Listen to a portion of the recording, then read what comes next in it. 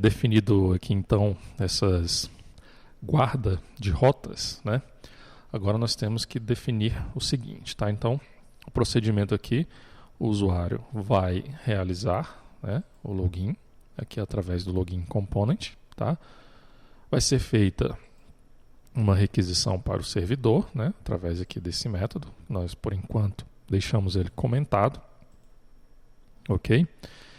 E o servidor vai retornar, né, vai avaliar, né, os dados desse usuário, vai verificar se esse usuário tem acesso ou não a se os dados do usuário estão corretos, né, se esse usuário realmente informou o login e a senha corretamente. Tá? Então vai retornar aqui para a aplicação cliente, né, informando que esse usuário sim realmente pode ter acesso a essas funcionalidades, e aqui a aplicação cliente vai liberar então a utilização dessas rotas. Tá?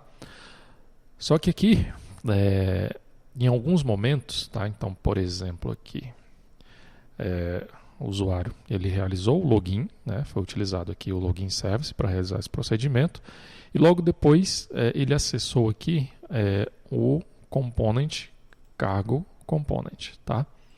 E o que é feito? Quando o usuário seleciona essa rota, né, /cargo, é realizada uma outra requisição para o servidor. Tá? Então, como é que o servidor vai identificar, né, que essa requisição está sendo realizada por um usuário que já realizou a autenticação? Né? Então, para isso, né, nós vamos utilizar aqui o JSON Web Tokens. Tá? Então, esse é um padrão aberto, tá? Ele é definido aqui pelo RFC 7519, ok? Depois para você entender melhor, né, esse padrão, é interessante que você pesquise por esse padrão, ok? Inclusive aqui nós temos um link, né, para esse padrão. Temos aqui as informações relacionadas a esse padrão, ok? Mas basicamente, tá, ele é um método, né, que vai representar de forma segura, né, a comunicação entre duas partes. Né? Então, com o JSON Web Token, né, esse procedimento, essa comunicação entre o cliente, né, entre a aplicação cliente e a aplicação servidora, ela será realizada de forma segura. Ok? Bom, e aqui eu estou acessando o site, né, jwt.io, ok? Nesse site, nesse portal aqui, você encontra algumas bibliotecas, tá, de várias linguagens para poder gerar esse token, né, esse JSON Web Token. E aqui também nesse site você pode decodificar, verificar e também gerar um JSON Web Token. Tá? Bom, esse token, basicamente, ele é formado aqui por três partes, tá? No caso aqui, a primeira parte é um header, que é o cabeçalho. Logo depois nós temos os dados, né? No caso aqui o payload. E logo depois a assinatura desse token, tá? Aqui na aplicação cliente, né, não vai ser realizado nenhum procedimento para geração e verificação do token, tá? Todos esses procedimentos serão de responsabilidade do servidor. Tá? O servidor que vai gerar e o servidor que vai verificar se o token é válido ou não. Ok? Bom, então, como eu havia comentado aqui anteriormente, existem várias bibliotecas, né, para várias linguagens aqui neste site. Né? Então, nós temos aqui uma listagem das bibliotecas, né, para assinatura e também para verificação desses tokens. Tá? Então temos aqui bibliotecas para linguagem .NET, temos aqui para o Python, tá? Temos aqui para o Node, temos também para o Java, temos também para o JavaScript, entre outras linguagens. Tá? Então temos várias bibliotecas aqui disponíveis. Ok? Bom, Mas aqui na aplicação cliente nós não vamos entrar em detalhes relacionados a essas bibliotecas, tá? Isso aí vai ser visto lá na aplicação servidora, ok? Bom, então o que a aplicação cliente tem que fazer? Bom, no momento que o usuário realizar o login, né, aqui através do login service, aqui inclusive nós já podemos até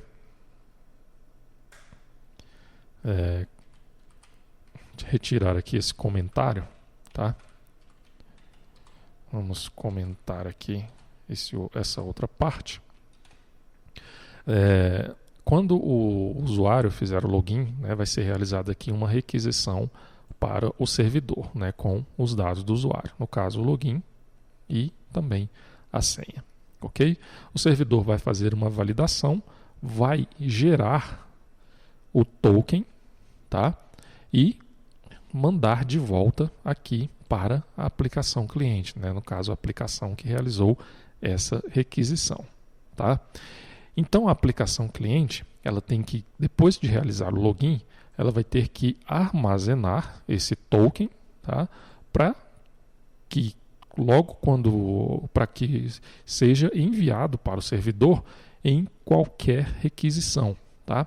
Então, por exemplo, aqui o usuário fez o login, o servidor retornou com o token, tá?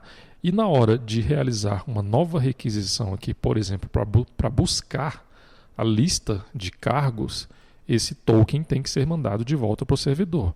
Porque aí, quando o token for enviado de volta para o servidor vai avaliar esse token, vai verificar se esse token é válido ou não, e, de acordo com essa avaliação do servidor, ele vai retornar, né, no caso aqui, a lista de cargos, ou então vai retornar com um erro, né, no caso aí, provavelmente com um HTTP status de acesso negado, né? No caso, se eu não me engano, é o HTTP 401, ok? Bom, então, qual o procedimento que deve ser feito aqui na aplicação? Inicialmente, nós temos que abrir aqui a tela, aliás, aqui a classe usuário, tá? E vamos incluir aqui um outro atributo, tá? No caso, esse atributo também será do tipo string. Então, vamos definir aqui o atributo token, ok? Então, vamos fechar. Opa!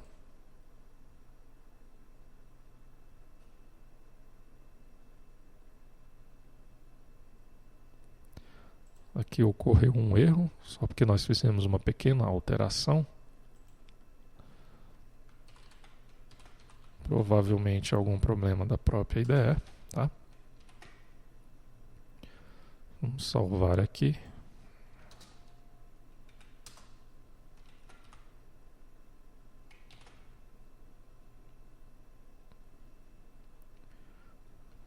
Bom, vamos abrir aqui de novo essa classe usuário. Nós apenas adicionamos aqui a propriedade token. Ok, nenhum problema.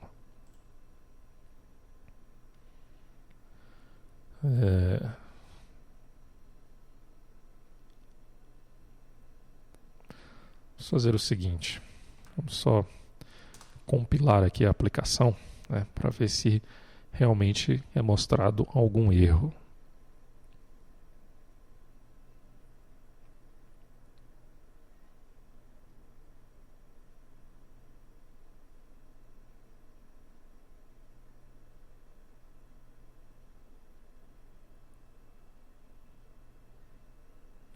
Na verdade, aqui o erro não está relacionado à classe usuário, tá? Ele está falando aqui do login. Vamos aqui no login.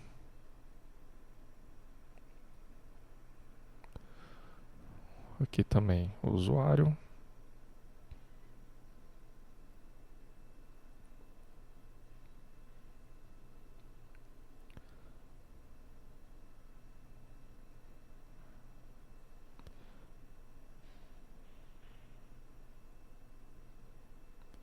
Aqui ele está falando que o tipo usuário não pode ser atribuído ao tipo usuário, né? Tem algum conflito aqui. Classes, cadastro, usuário. E aqui. Sim. Olha só. No caso aqui, o erro está relacionado ao import, tá? No caso aqui, é o classes, cadastros, usuário. Por isso que é sempre bom a gente verificar, né, esses imports que são realizados aí de forma automática, né, pela IDE.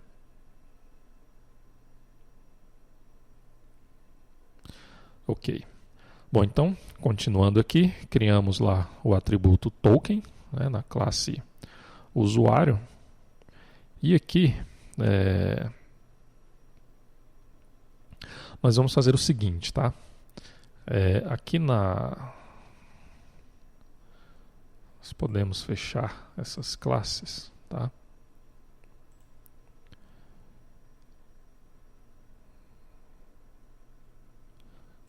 Vou aqui parar o servidor. Nós podemos fechar esse login component também.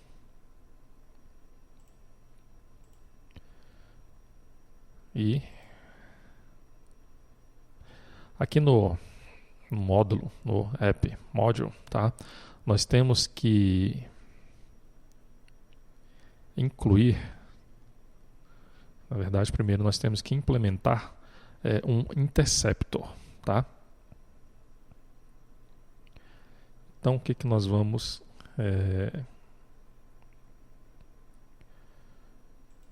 primeiro nós vamos criar aqui uma pasta, tá? Aqui dentro da pasta app, vamos aqui criar uma nova pasta, chamar essa pasta de interceptor, ok? E aqui vamos criar diretamente, tá? Vou criar aqui um novo arquivo e vou chamar esse arquivo de JSON Web Token Interceptor.ts. Ok. Então aqui vamos definir essa classe, tá? JWT Interceptor.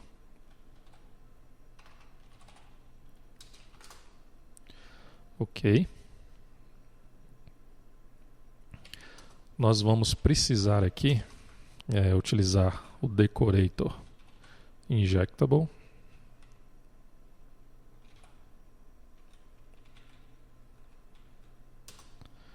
Ok. E vamos fazer o seguinte, tá? Nós vamos implementar aqui, no caso, a seguinte interface. Nós temos aqui a interface HTTP Interceptor, tá?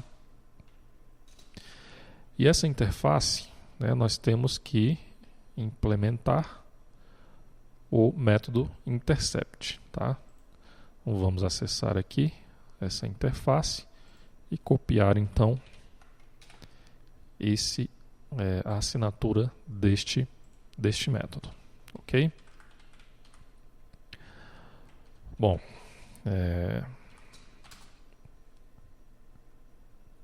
temos que importar aqui também esses objetos aqui do pacote common HTTP request e também o HTTP handler.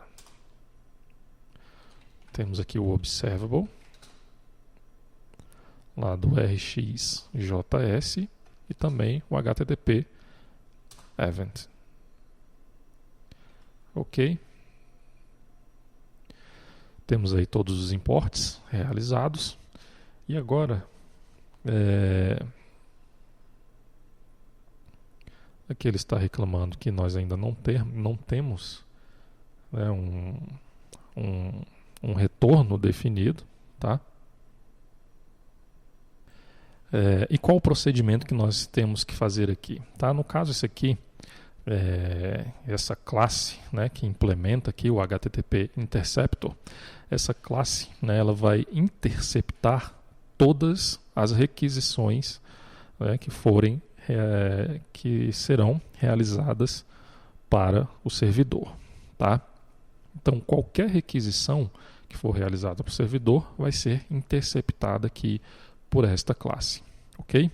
Então, o que nós temos que fazer aqui? Nós temos que adicionar, né? Nós temos que ter uma forma para adicionar o token que foi enviado lá pelo servidor, né? No momento do login, nós temos que adicionar esse token no cabeçalho dessa requisição, para que o servidor identifique esse token, valide esse token e realize o procedimento que essa requisição está solicitando, ok? Bom, então o primeiro passo que nós temos que fazer aqui no Login Service é o seguinte, tá? Aqui nós vamos remover essa variável usuário logado, tá? Nós não vamos mais utilizá-la. E quando o usuário for logado, realizar o login, né, sem problemas, o que vai ser feito aqui? Nós vamos aqui utilizar o seguinte, ó, nós vamos utilizar o armazenamento local, tá? E vamos definir aqui o item, no caso, esse método ele recebe dois parâmetros, que é uma chave do tipo string e o valor também do tipo string, tá? Então o que nós vamos fazer? Primeiro vamos definir a chave, que vai ser usuário sessão, ok? E o outro parâmetro vai ser uma outra string, né? O que nós vamos fazer? Nós vamos pegar aqui o utilitário, no caso aqui JSON, tá? Nós temos aqui uma interface JSON.stringify, tá? Nós vamos converter, no caso, para uma string, né, um formato string, nunca vai ser um formato JSON, o usuário que foi retornado pelo servidor, tá? Que ficou faltando um parêntese, ok? Então o que nós estamos fazendo aqui? Quando o usuário realizar o login e o servidor retornar com os dados, né, retornar um OK, que o usuário foi logado com sucesso, o servidor já vai ter definido a variável token aqui na classe usuário e nós vamos então armazenar os dados desse token. Tá? Nós poderíamos, por exemplo, armazenar somente o token, tá? Mas no caso aqui nós vamos armazenar todos os dados do usuário, né? Para que, caso seja necessário utilizar outras informações do usuário, essas informações estarão então nesse local storage, tá? E aqui no método logout, nós temos aqui que remover o item, tá? Remover o item, usuário, sessão. Então, assim que fizer o logout, nós então removeremos esse item do local storage, tá? E agora nós temos que criar aqui também um outro método para verificar se o usuário está logado ou não, ok? Então nós vamos aqui fazer o seguinte: se local storage.getItem usuário sessão for diferente de nulo, então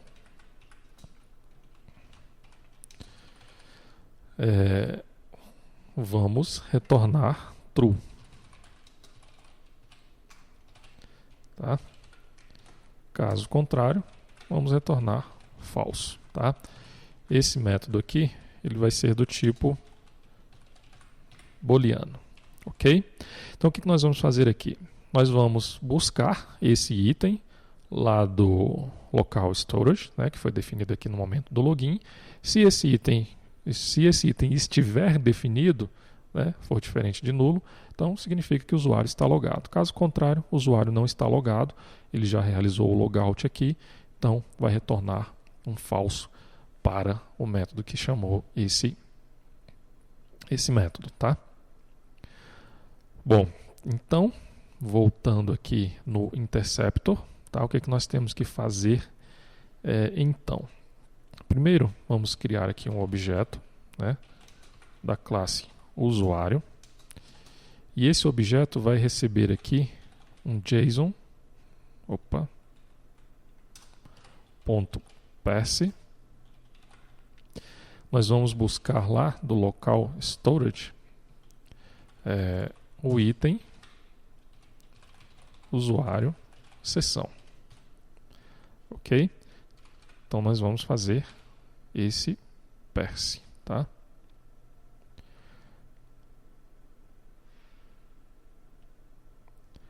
Que ele está dizendo que não é uma variável.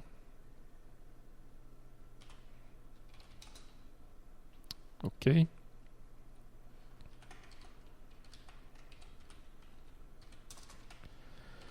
Bom, então, continuando aqui.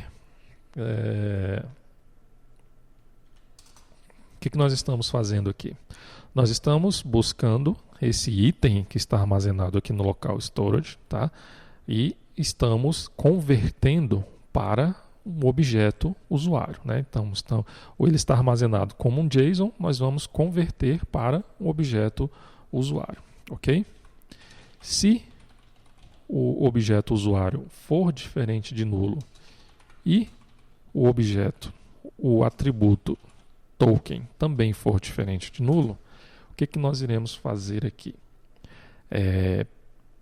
Então nós estamos interceptando essa requisição, que no caso é um HTTP request, tá?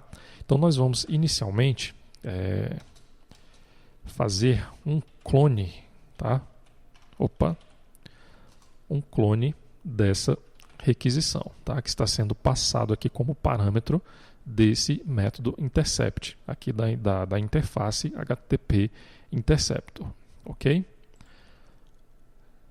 E aqui, nesse método clone, nós temos que realizar o seguinte, tá? Nós vamos utilizar aqui esse método, setHeaders, tá? E vamos definir, nós vamos definir aqui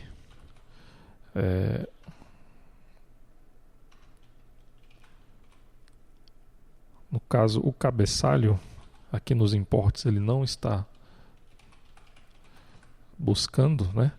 Vamos definir o cabeçalho authorization, tá? Por padrão, né, de acordo lá com umas regras lá também do RFC, tá? Ele define que esse cabeçalho de autorização, ele tem alguns nomes que você pode começar, né? Por exemplo, pode ser o basic e temos aqui também a opção bearer, né? Que é a opção quando está utilizando um token para autenticação, tá? Então o que nós vamos incluir? Vamos incluir usuário.token, tá? Então nós vamos aqui adicionar, que no caso não tem esse ponto e vírgula, tá? Então o que nós estamos fazendo aqui? Nós estamos interceptando essa requisição, tá?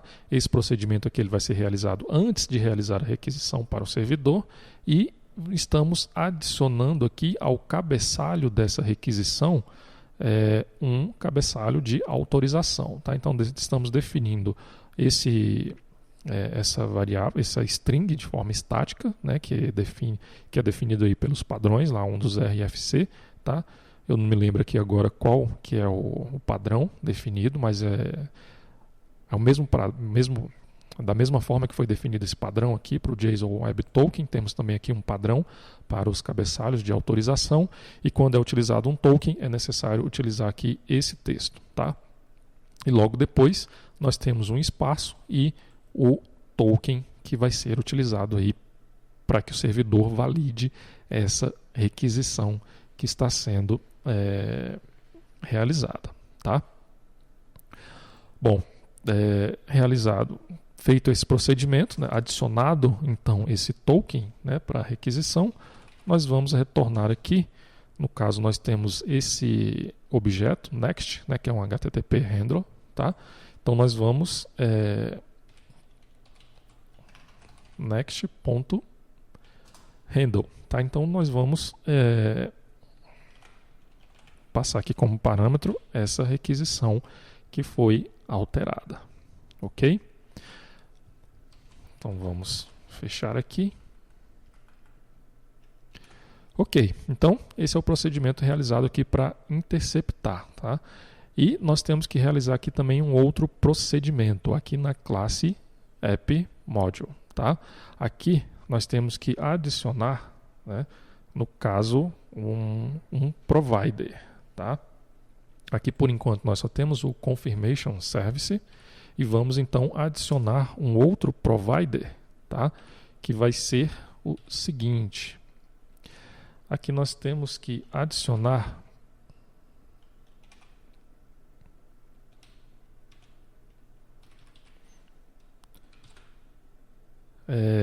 o HTTP Interceptors, tá? No caso é esse cara aqui, ó, lá do Common HTTP, ok? E qual a classe, né, que vai ser utilizada para esse interceptor, tá? Aqui o auto import não está funcionando, aliás, o auto complemento, né? O IntelliSense aqui do Visual Studio Code. Qual que vai ser a classe? No caso vai ser o JWT Interceptor, ok? E temos aqui também a propriedade multi como true.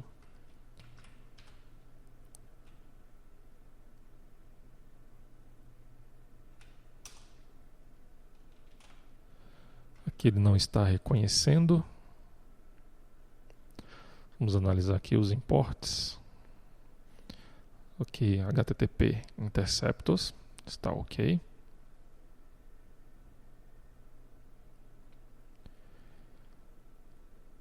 Vamos analisar aqui qual o erro. Falou que não foi possível encontrar esse nome. Na verdade aqui, ó, é uma chave, tá? São chaves. Por isso também que o auto complemento não estava funcionando, ok? Bom, agora sim. Então, o que nós definimos aqui como providers, né? Definimos aqui o HTTP Interceptors, né? Que no caso aí ele é um provider, tá? E esse interceptor vai ser implementado pela classe JWT Interceptor. Opa, nós erramos aqui o nome dessa classe, tá? Interceptor. Vamos consertar aqui. Interceptor, ok.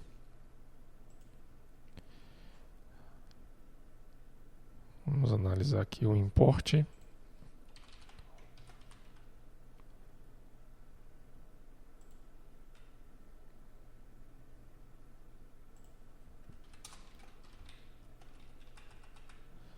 Interceptor.